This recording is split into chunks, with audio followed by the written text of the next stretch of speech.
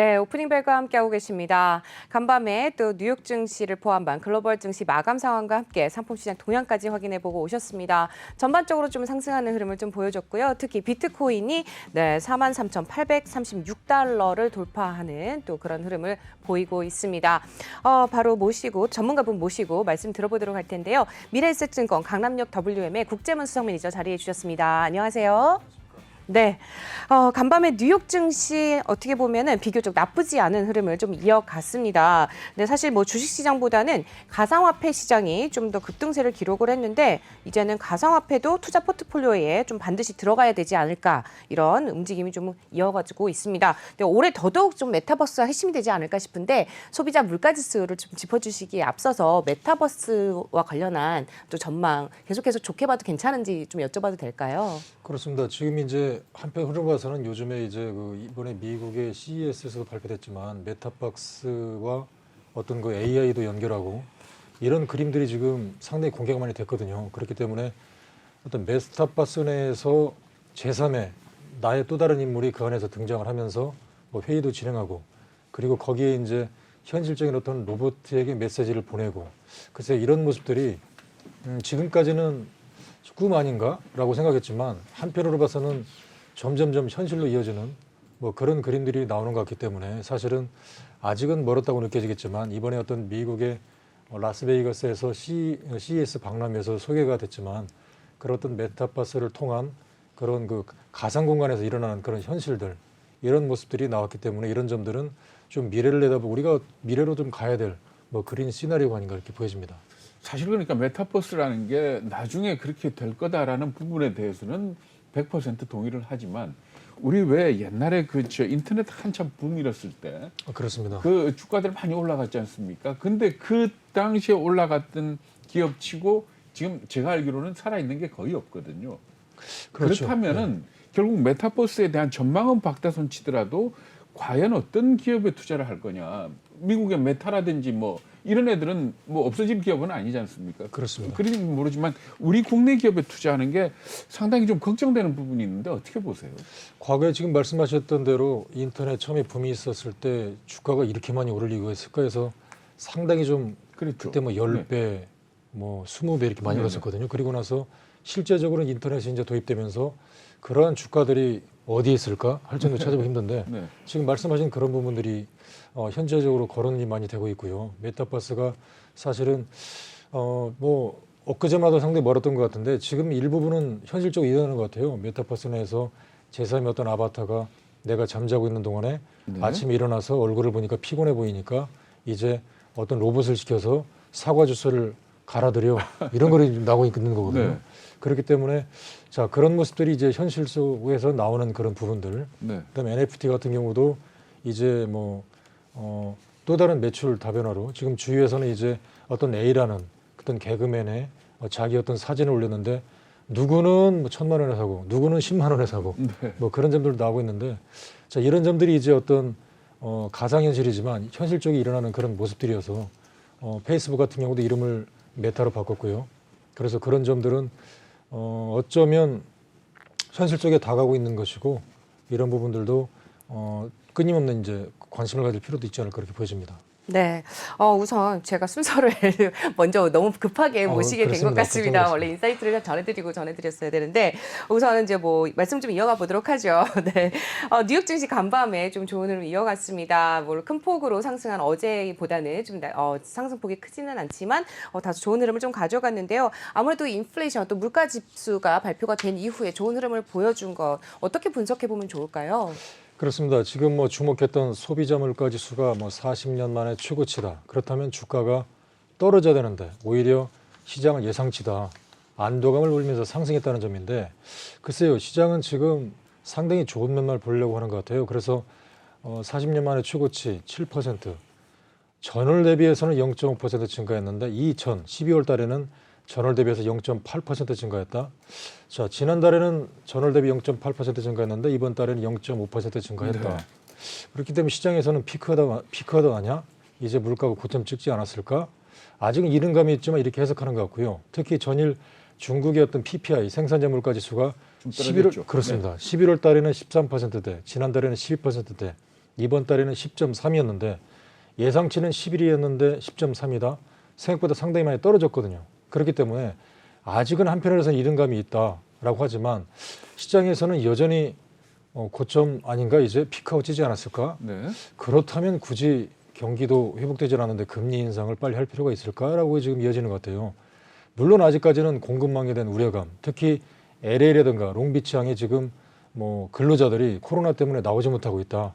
그래서 계속 공급망이 우려되고 있다.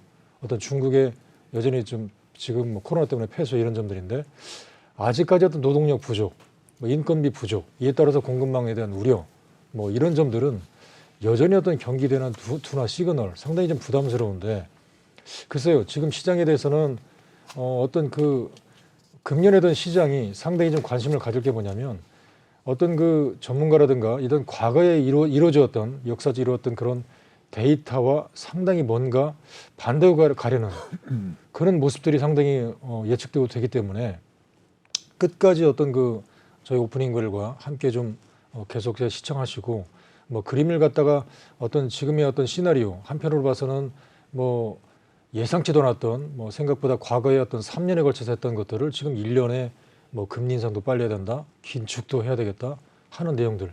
그렇다면 지금 주가가 미리 떨어져야 되고요. 그래서 떨어질 때 잘 사자. 하반기에는 이제 뭐 물가만 잡히면 이제 금리 인상 스탠스도 봐가면서 해야 될 거기 때문에 네. 하반기 올라갈 거다라고 지금 준비하고 있는데 오히려 지금 주가는 이런 물가가 40년 만에 최고치를 이뤘음에도 불구하고 주가가 떨어지지 않고 올라갔다. 자, 이런 점들은 글쎄 우리가 예상치 못하는 오히려 주가가 거꾸로 여기서 더 올라가는 거 아닌가? 그리고 나서 이제 또 하반기에 뭐 파티를 벌이고 있을 때 오히려 그때 주가가 떨어지는 게 아니고 여러 가지 지금 시나리오가 있거든요. 그렇죠. 네. 그렇기 때문에 지금 어떤 시장을 갖다가 끝까지 보시면서 함께 좀 잘 체크하는 게 상당히 좋지 않을까 보여집니다. 정말 아니 폭탄 돌리기 아닌가 싶은 그런 생각도 들고요. 또 일부에서 좀 겁주면서 말씀하시는 분들 얘기 들어보면은 자산 가격이 떨어질 때는 뭐 적당한 조정이 없고 항상 폭락이었다 하는 점을 지적을 하는데 어떨까요? 사실 오늘 같은 날은 조금 조정을 받아주는 게 좋았을 것 같은데 지금 이렇게 오르는 것 자체가 좀 불안한 측면이 있는 거 아닙니까? 그렇습니다. 지금 한편으로 봐서는 아직도 이제 전일에 분명히 40년 만에 최고치고 그렇기 때문에 물가가 이렇게 많이 올랐기 때문에 당연히 이제 뭐 금리는 서둘러서 해야 된다. 스탠스는 당연히 나오는 거군요. 그렇죠. 그렇기 때문에 유동성 축소가 이어져서 당연히 위험 자산은 떨어질 수밖에 없는. 그러니까 제가 전일 여러 가지 이제 뭐 과거에 어떤 일어났던 이런 내용들을 보다가 글쎄요, 존 템플턴 경이라고 하는 뭐 세계적인 유명한 어떤 증시의 어떤 학자가 있거든요. 이분께서 얘기했던 그런 글이 갑자기 생각나더라고요. 증시는 비관론 속에서 태어나서 회의론 속에서 성장하며 네. 그리고 낙관론 속에서 성숙하고 오히려 행복함 속에서 죽는다. 이런 말이 있는데 네. 글쎄요. 지금은 한편으로 봐서는 여러 가지 비관론도 상당히 많이 판치거든요. 네. 비관론이 이렇게 판치는데 오히려 주가가 올라간다? 자, 그렇다면 이거에 대한 신호는 과연 템플턴 경에 의하면 오히려 지금 주가가 대부분 다 비관론 속에서 주가가 떨어져야 되는데 오히려 누군가는 주가를 지금 끌어올리는 게 아닐까? 그리고 이제 하반기에 가서 이제 인플레이션이 잡히고 나서 그때는 이제 오히려 금리 인상 스탠스를 천천히 봐가면서 말 그대로 시장에 대해서 소통하면서 간다는 건데 그렇다면 그때 이제 하반기에 오히려 박수 치면서 환호해야 되는데 뭐 세상이 오히려 긍정적으로 파티를 보일 때 오히려 죽는 게 아닐까? 글쎄 네. 이런 생각도 갑자기 들더라고요. 아직 이른 감은 있지만 그래서 지금 시장은 잘 봐야 되고 한편으로 봐서는 앵커님이 말씀하신 대로 지금의 시장은 물가가 분명히 최고치이기 때문에 당연히 나오는 시나리오 바이든 대통령의 정책대로 금리를 빨리 올 수밖에 없습니다. 그리고 뭐 물가가 계속 지속된다면 뭐 2년 후에 할 어떤 긴축도 할 수밖에 없기 때문에 여전히 주가는 단기적인 스탠스로 봐서 물량이 출현될 수밖에 없기 때문에 뭐 주가는 좀 상승을 하겠지만 계속해서 또 한편으로 봐서는 매물이 나올 수밖에 없기 때문에 시장을 끝까지 체크해 보시면서 상당히 매매를 하시는 게 좋지 않을까 보여집니다. 네, 어제 같은 경우는 뭐 김기성 앵커님이 또 그런 얘기를 해주셨습니다. 뭐 유동성이 좀 풍부해서 그런 게 아니냐라고 좀 말씀을 해주셨었는데 그만큼 또 이제 현금화를 어느 정도 현금 비중을 늘리셨던 분들이 또 주식시장에 또 특히 뉴욕 증시 기술주들에 다시 한번 또 저가 매수가 들어오는 그런 양상을 보이고 있는 게 아닌가 하는 생각을 좀 해보고 있습니다. 일단 뭐 그러다 보니까 오히려 더 실적이 뒷받침되는 성장주 그러면서 테마성이 있는 이런 쪽으로 관심을 계속해서 가져보는 것이 좋지 않을까. 예, 뭐 그렇다고 뭐 거품이 어느 정도 형성이 된다면 그때는 정말 파티가 시작됐을 때는 얼른 떠나야 되는 그런 상황이 올 때가 있겠죠. 근데 우리 국내 증시는 어떻게 봐야 될까요? 어제 그래도 좀 비교적 좋은 흐름 좀 가져갔는데 오늘 어떻게 예상하세요? 그렇습니다. 이제 어떤 미국 시장 이런 훈풍에 따라서 반등 출발을 하긴 할 것 같습니다. 그렇지만 여전히 지금에 나와 있는 어떤 여러 가지 시그널들이 뭐 그렇다고 해서 금리 인상을 안 하는 건 아니고 다만 빨리 할 거냐 늦게 할 거냐 이런 차이인데 외국인 움직임을 좀 봐야 될 것 같습니다. 그렇기 때문에 지금 시장에 따라서 주식도 보면 이렇게 좀 긍정적인 스탠스 그러니까 미국에서 분명히 물가가 오르는데도 불구하고 약간의 그 파월 의장대로 약간 덜 매파적인 얘기가 나올 때마다 외국인들이 주식을 사면서 그리고 성장성 있는 전일의 어떤 2차 전지 배터리 관련주가 다시 한번 시장을 순환해서 올랐다. 자 이런 점들인데 글쎄요. 한편으로 봐서는 분명히 이제 이런 미국의 금리 인상 스탠스가 이어질 수밖에 없다 이런 얘기가 계속 나오면 당연히 많이 오른 이런 2차 전지가 빠질 텐데 전일 있었던 이런 이야기들 한편으로 봐서는 분명히 물가 지수가 올랐지만 전일의 어떤 나스닥 지수가 테슬라를 중심으로 또 올랐다. 자 이런 점들은 우리 시장에서도 조심스럽지만 전일의 어떤 2차 전지 배터리 관련주가 다시 한번 이틀 정도 시장을 이끌어 갈 가능성은 몹시 큽니다. 그렇지만 또 계속 봐야 될 것 같습니다. 여전히 시장은 이런 그 금리 인상 스탠스라든가 아직도 경기 어떤 유동성이 줄어드는 이런 모습들이기 때문에 어느 정도 주가가 올랐다면 다시 한번 이제 물량이 나오는 뭐 이런 구간이 나올 수밖에 없기 때문에 네. 이런 점들을 대비해서 여전히 이제 한쪽 측면에서는 금년 같은 경우 여전히 저도 좀 상당히 좀 공격적인 스타일인데 금년 같은 경우는 적어도 주가가 오늘 아침에 오른다면 한편으로 봐서는 약간의 좀 현금 확보는 좀 만들면서 시장을 좀 가져가는 그런 전략이 좀 좋지 않을까 보여집니다. 그리고 어저께 보면은 바이오 JP 모건 그렇습니다. 컨퍼런스 결과들 좀 나오고 있죠. 어떻습니까? 그렇습니다. 전일 이제 제품 헬스케어에 참여한 업체들 중에서 ABL 바이오가 라이센싱 아웃이 됐더라고요. 네네. 그래서 지금 어제 내용을 좀 봤는데 ABL 바이오 같은 경우가 전일 어떤 그 라이센싱 아웃 유럽 쪽에 대규모 어떤 수주 성공 소식인데 네. 글쎄 프랑스 사노피죠. ABL 바이오가 이제 프랑스 사노피 그러니까 주로 하는 내용들은 우리가 이제 인간 뇌 같은 경우는 상당히 이제 다른 질병이 침투하면 안 되기 때문에 상당히 두껍게 어떤 막이 형성돼 있어서 네. 보통 약들이 여기 침투하기 힘듭니다. 근데 이제 ABL 바이오가 BBB를 통해서 필요한 약들을 뇌 쪽에 전달하는 그런 기술을 가지고 있는데 자 이런 점들을 유럽의 어떤 그 사노피라고 그러죠. 프랑스 본사의 사노피 쪽에 파킨슨병 기억을 상실시키는 이런 파킨슨병 과거에 어떤 복싱 선수도 이런 파킨슨병 때문에 상당히 힘들어하고 결과적으로 이제 그 세상을 떠나는 그런 모습들을 보였는데 이런 파킨슨병 퇴행성 뇌질환 치료 관련해서 기술 수출을 성공했다 이런 내용들인데 글쎄요 최대 10억 6천만 달러다 우리나라 돈으로는 1조 2,720억 원인데 자 이런 부분을 갖다가 이제 라이센싱 아웃을 성공했다 자 이런 점들과 함께 그렇다면 ABL 바이오가 성공해서 전일 어떤 상한가 가격제 비합부까지 성공했는데 여기에 참여한 업체들이 줄줄이 지금 관심을 갖고 있는 거거든요. 그래서 참여한 업체들을 보니까 매드팩토가 미국의 머크와 대장암 치료제 3상을 계약 체결했고요. 그리고 이제 앞타바이오 같은 경우도 이제 당뇨병성 신증 치료제 그리고 이제 올릭스가 코로나19 최고의 이제 우리가 모더나라든가 이런 그 코로나 치료제가 mRNA 백신 그렇죠. 이를 통해서 만들고 있기 때문에 여기에 관련주거든요. 그래서 역시 참여하고 있는 업체가 올릭스가 있고요. 또 이제 레고캠바이오도 지금 파트너사로부터 이제 기술 도입한 항체, 그 ADC라고 해서 이제 항체 약물 접합체인데 이게 무슨 얘기냐면 지금 그 레고캠바이오가 역시 이제 세계적으로 수출 가능성이 있는 쪽인데 우리가 이제 인체에 어떤 암 치료제가 있으면 여기에 이제 필요한 약물을 주입을 합니다. 그러면 이 약물을 주입한 이 항체가 그 암 치료제 암세포만을 끝까지 찾아다니면서 거기에 이제 부착을 딱 붙어가지고요.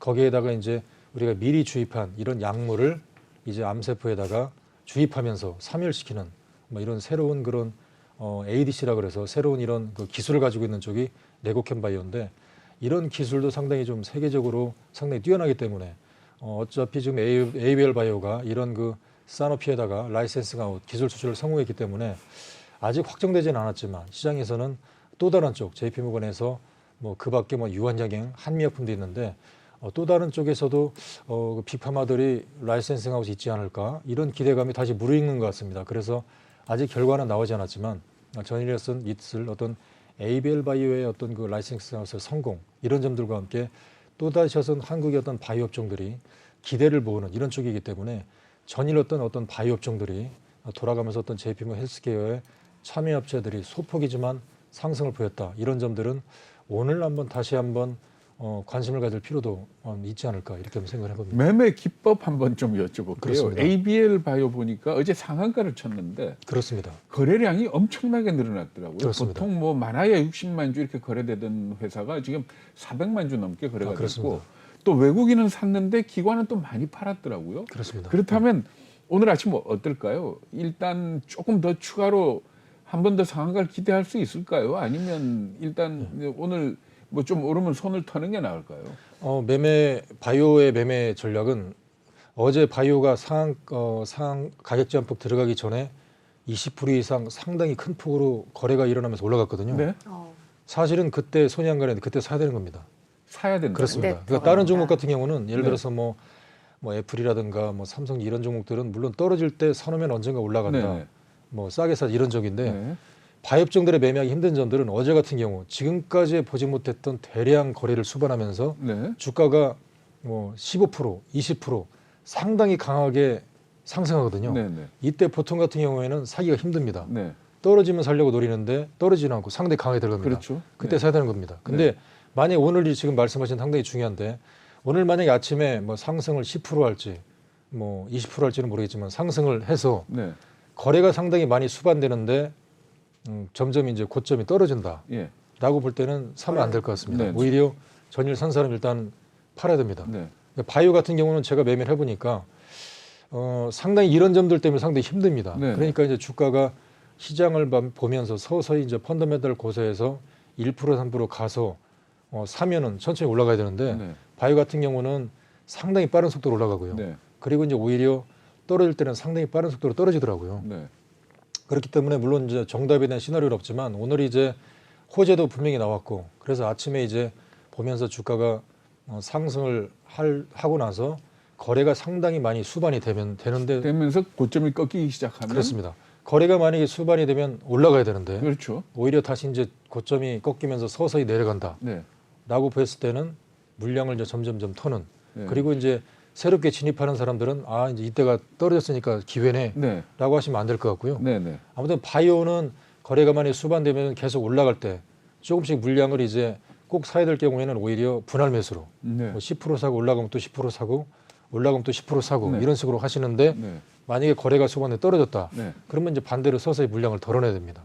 자, 그런 식으로 매매를 하시는 방법이 물론 예외일 수도 있는데 네. 네. 지금까지는 그런 쪽으로 일반적으로? 제가 그렇습니다. 그런 쪽으로 해서 나중에 서서히 떨어지면 오히려 현금을 가지고 있는 네. 이런 쪽으로 하셔야 상당히 좀 효과적인 매매 전략이 되더라고요. 그러죠. 그게 결국은 말하자면 바이오는 하는 전문 개인 투자가지만 전문적으로 바이오를 좋아하는 사람들 섹터가 있기 때문에 그런 거 아닐까요? 그렇습니다. 그렇기도 하고 오히려 네. 이제 상당히 누구나 아는 대형 호재가 뭐 각국의 모든 이제 그 언론에 공개됐을 때 그렇죠. 네. 그때도 이제 주가가 올라가야 되는데 그때 이제 주가가 밀릴 때는 상당히 좀 조심해야 되더라고요. 네. 그래서 바이오가 상당히 힘든 부분이 뭐 다른 주식 같은 경우는 이제 뭐 펀더멘탈을 보면서 서서히 이제 내가 사더라도 뭐 영업이익률이 개선되면서 올라가는데 아시다시피 바이오는 10년, 20년 모든 재산을 R&D 투자해서 그렇죠.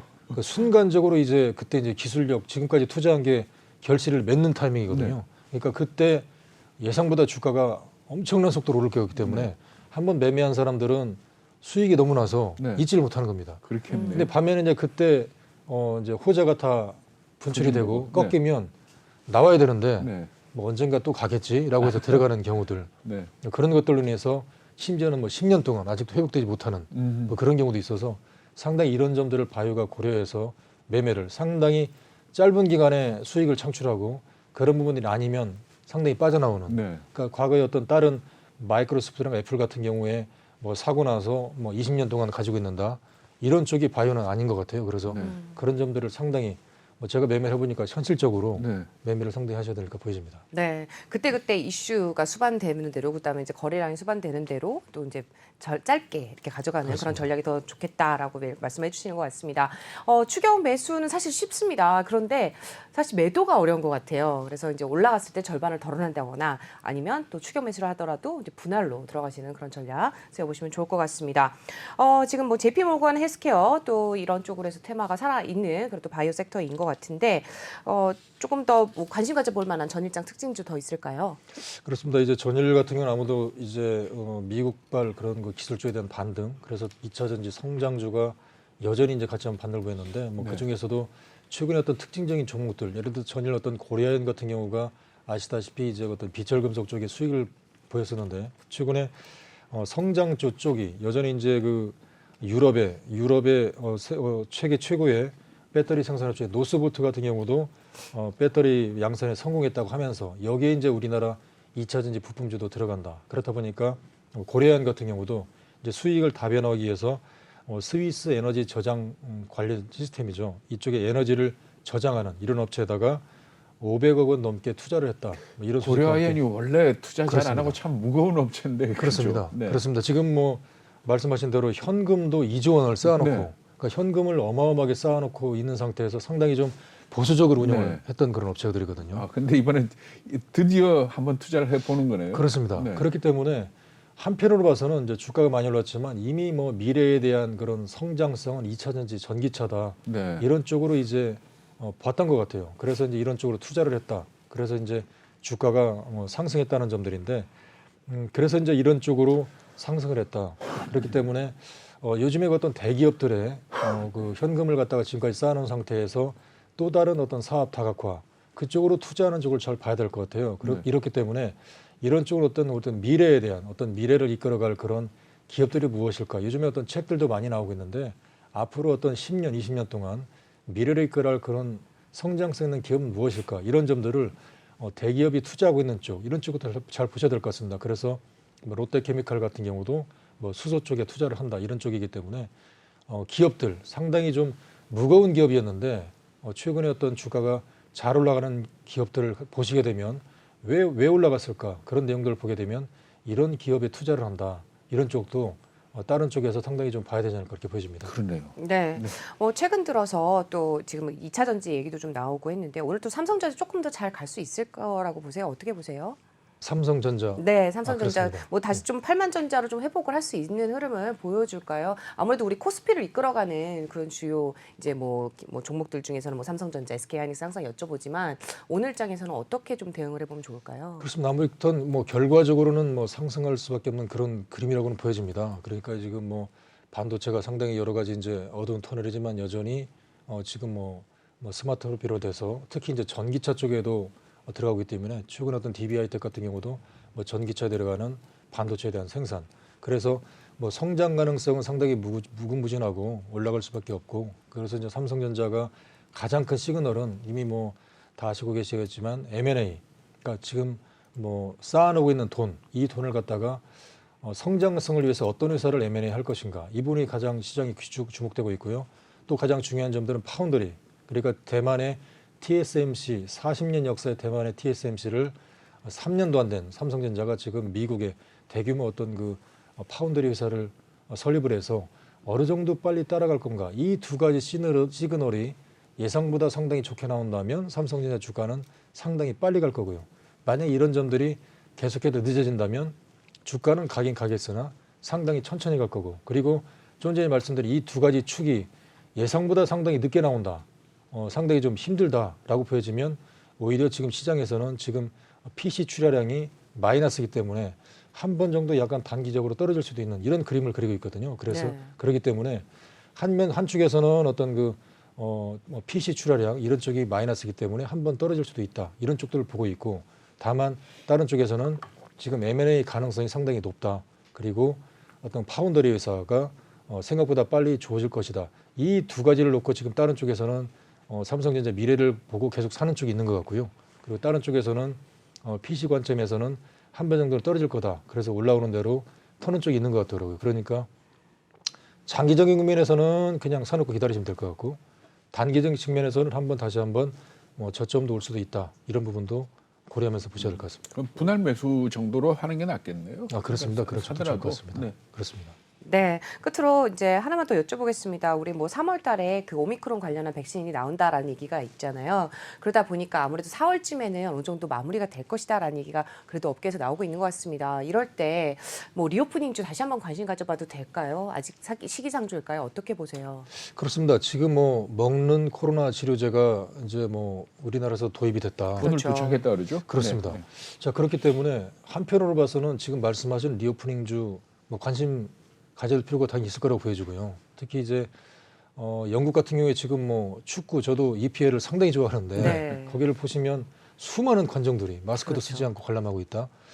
아니 그 한편으로 봐서는 가장 지금 코로나라든가 가장 많이 확산되는 게 영국인데 영국 국민들은 그렇게 코로나가 확산되는데도 관중들은 마스크를 쓰고 있지 않는 것은 과연 무엇을 의미하는 걸까? 자, 이런 부분들을 보게 되면 지금 앵커님께서 말씀하신 리오프닝 관련주도 한편으로 봐서는 이제 충분히 좀 관심 가질 필요가 있지 않을까. 그 부분에서 상당히 좀 옥석가리기가 전개될 텐데 그래서 그런 부분들도 이제 서서히 이제 기지개 입히는 쪽으로 나오지 않을까 그렇게 보십니다. 네, 자 그럼 다음 주에 또 리오프닝주 관련해서 또 좋은 관심 종목들이 있는지 함께 또 짚어주시면 좋을 것 같다는 생각이 들고요. 오늘 국제문수석 매니저는 여기서 인사드리도록 하겠습니다. 함께 도움 말씀 주신 분 미래에셋증권 강남역 WM의 국제문수석 매니저였습니다. 감사합니다. 네, 감사합니다.